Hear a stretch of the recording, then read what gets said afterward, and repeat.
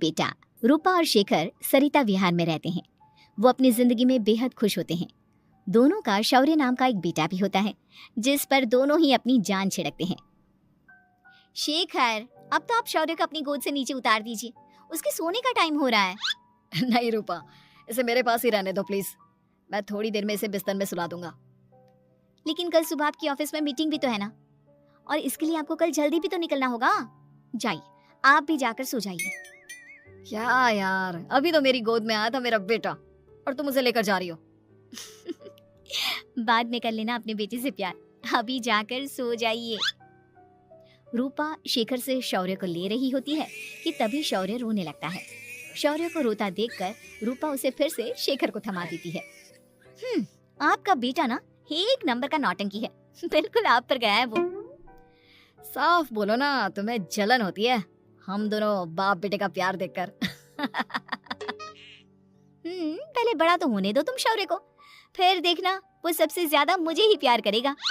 देखते हैं। ऐसे ही दिन बीतते चले जाते हैं और एक दिन कैंसर की बीमारी के चलते रूपा की मौत हो जाती है। अब शौर्य 3 साल का हो चुका होता है, जिसके कारण उसकी दादी शेखर पर दूसरी शादी का दबाव बनाने लगती है। शेखर, शौर्य अभी बहुत छोटा है और उसे इस समय एक माँ के प्यार की बहुत जरूरत है। माँ, मुझे दूसरी शादी नहीं करनी। क्या पता जो दूसरी औरत आएगी वो मेरे बेटे को एक माँ का प्यार दे या ना दे। तो रूपा की छोटी बहन वैशाली से ही शादी क्यों नहीं कर लेता? वो तो शौर्य को एक माँ का प्यार पूरा दे सकती है ना। मैंने कहा ना माँ, मुझे दूसरी शादी नहीं करनी, और अपनी ही पत्नी की बहन से तो हरगिज नहीं। ऊपर से अगर रूपा देख रही होगी तो वो क्या सोचेगी? अपने लिए ना सही, लेकिन तुझे शौर्य के लिए तो शादी करनी ही पड़ेगी ना बेटा। शेखर कुछ कहता उससे पहले ही अंजुमन उसे रूपा की कसम दे देती है, जिसके आगे मजबूर होकर शेखर शादी के लिए हामी भर देता है। देखो वैशाली, मैंने तुमसे शादी सिर्फ अपने बच्चे के लिए की है। मैं चाहता हूँ कि तुम उसे एक माँ का भरपूर प्यार दो। शौर्य, आपके साथ साथ मेरा भी कुछ लगता है। अगर आप मुझसे शादी नहीं भी करते तब भी मेरा प्यार शौर्य के लिए कभी कम या ज्यादा नहीं होता। शादी के कुछ दिनों बाद ही शेखर की माँ की भी मौत हो जाती है। वैशाली शौर्य को एक माँ से भी बढ़कर प्यार देती है। शौर्य को लेकर वैशाली का यूं निस्वार्थ प्यार देखकर शेखर को भी उससे प्यार हो जाता है और कुछ सालों बाद शेखर और वैशाली का भी लड़का हो जाता है। लेकिन इसके बाद वैशाली का शौर्य को लेकर बर्ताव बदलने लगता है। वैशाली, मैं देख रहा हूँ तुम आजकल शौर्य का जरा भी ध्यान नहीं रख रही हो। मुझे पता नहीं था कि आदित्य के होने के बाद तुम इतना बदल जाओगी। आदित्य मेरा अपना सगा खून है और शौर्य दीदी का, फिर मैं दोनों में अंतर कैसे नहीं करूं? माँ भले ही दोनों के अलग अलग है, लेकिन पिता तो एक है ना। अगर मुझे पहले पता होता कि तुम इतनी जल्दी बदल जाओगी तो मैं कभी तुमसे शादी ही नहीं करता। हाँ, तो किसने कहा था आपसे मुझसे शादी करने के लिए? मैं थोड़ी ना आई थी आपके पास, आपकी माँ ही आई थी मेरे घर आपका रिश्ता लेकर। वैशाली, मुझे तुमसे ऐसी उम्मीद नहीं थी।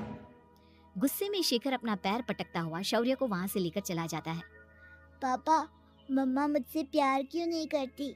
क्या मैं उनका सगा बेटा नहीं हूँ इसलिए मुझसे प्यार नहीं करती? मम्मा नहीं करती तो क्या हुआ बेटा, पापा तो करते हैं ना आपसे प्यार। कुछ दिनों के बाद, आज तुझे खाना पीना कुछ नहीं मिलेगा, चल चुपचाप से अपने रूम में जाकर सो जा। माँ, अब भाई को खाना क्यों नहीं दे रही हो? बेटा तू आराम से खाना खा, इस नालायक की चिंता मत कर। एक दिन खाना नहीं खाएगा तो मर नहीं जाएगा ये। अगर भैया नहीं खाएंगे तो मैं भी नहीं खाऊंगा। तू अपने भाई का भक्त क्यों बन रहा है? ये तेरा सौतेला भाई है, सगा नहीं जो तू लक्ष्मण बन रहा है। माँ, आपको इतना भी नहीं मालूम?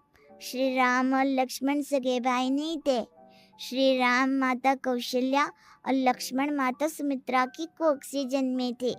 दोनों के सिर्फ पिता एक थे, लेकिन माँ अलग थी। मुझे ज्यादा ज्ञान देने की जरूरत नहीं है, ये सतयुग और त्रेता युग नहीं है, समझे? आया बड़ा भाई का चमचा। इतना कहकर वैशाली वहां से चली जाती है, जिसके कुछ टाइम बाद शेखर वहां आता है और आदित्य उसे सारी बात बताता है। मुझे माफ कर दो शौर्य, तुम्हारी माँ के जाने के बाद मुझे दूसरी शादी का फैसला करना ही नहीं चाहिए था। अगर मैं दूसरी शादी नहीं करता तो शायद आज तुम्हारी ये हालत ना होती। नहीं पापा, अगर आप शादी नहीं करते तो मुझे आदित्य जैसा छोटा भाई कभी नहीं मिलता। थैंक यू मुझे इतना अच्छा भाई देने के लिए। तुम दोनों हमेशा ऐसे ही साथ रहना, फिर कोई भी तुम दोनों का कुछ नहीं बिगाड़ पाएगा। चलो मैं तुम दोनों को आइसक्रीम खिला कर लाता हूँ, बहुत भूख लग रही है ना। शिखर शौर्य और आदित्य को आइसक्रीम दिलाने लेकर जाता है। वो दोनों को पार्क में खड़ा करके आइसक्रीम लेने जा ही रहा होता है, तभी तेज रफ्तार से आती हुई एक गाड़ी उसे कुचल देती है और उसी पल शेखर की मौत हो जाती है, जिसके बाद शौर्य की जिंदगी नर्क से भी बदतर हो जाती है। सुन रे चिरकुट, इस घर के किसी भी सामान को मेरी मर्जी के बगैर हाथ मत लगाना। इन सब पर अब तेरा कोई हक नहीं है, समझा? ठीक है माँ, मैं आपकी इजाजत के बगैर किसी चीज को हाथ नहीं लगाऊंगा। चल जाकर अब पूरे घर की सफाई कर। महज 7 साल का शौर्य वैशाली के कहने पर अपने नन्हे नन्हे हाथों से पूरे घर की सफाई करने लगता है। ऐसे ही दिन बीतने लगते हैं, लेकिन मासी से माँ बनी वैशाली को उस मासूम से बच्चे पर जरा भी तरस नहीं आता। क्यों शौर्य, ये घर में इतनी गंदगी कैसे हो रही है? ढंग से सफाई नहीं की है क्या तूने? माँ मैंने तो अच्छे से सफाई की थी, लेकिन आदित्य बार बार इधर उधर चलकर गंदा कर देता है। अच्छा, खुद से एक काम ढंग से नहीं होता और अपनी गलतियों का जिम्मेदार मेरे बेटे को ठहराता है। इतना कहकर वैशाली बांस का डंडा उठाकर शौर्य को जोर जोर से मारने लगती है। तभी वहां वैशाली के मायके वाले भी आ जाते हैं और उसकी सारी करतूतें देख लेते हैं। माँ मैं ऐसा क्या करूँ जिससे आप मुझे भी आदित्य के जितना प्यार करोगी? बोलिए ना माँ, मेरे क्या करने से आपके अंदर मेरे लिए ममता जागेगी?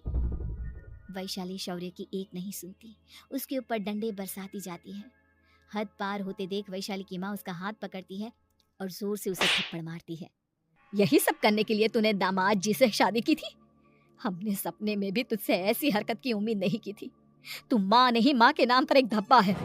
बस कीजिए माँ, आदित्य के इस दुनिया में आने से पहले मैंने इसे बहुत प्यार किया था, लेकिन अब जब मेरी खुद की औलाद है तो मैं किसी और के बच्चे से प्यार क्यों करूं? अरे नालायक औरत, जिसे तू किसी और का बच्चा कह रही है वो तेरी खुद की सगी बहन का बच्चा है। बहन है तो क्या हुआ, मेरे अपने बच्चे से बढ़कर तो नहीं हो सकता ना ये कभी।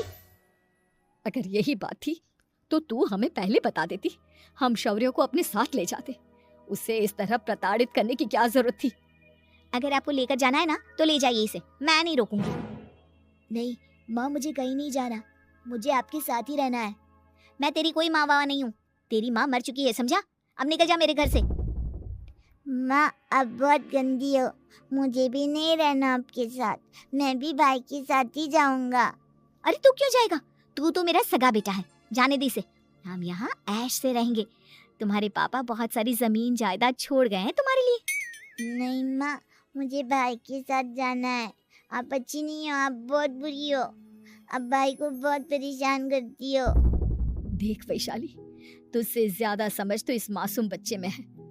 ये तेरे बुरे कर्मों का ही नतीजा है जो आज तेरी सगी औलाद खुद से तुझे ठुकरा रही है। आदित्य, तुझे इस शौर्य ने भड़काया है ना मेरे खिलाफ?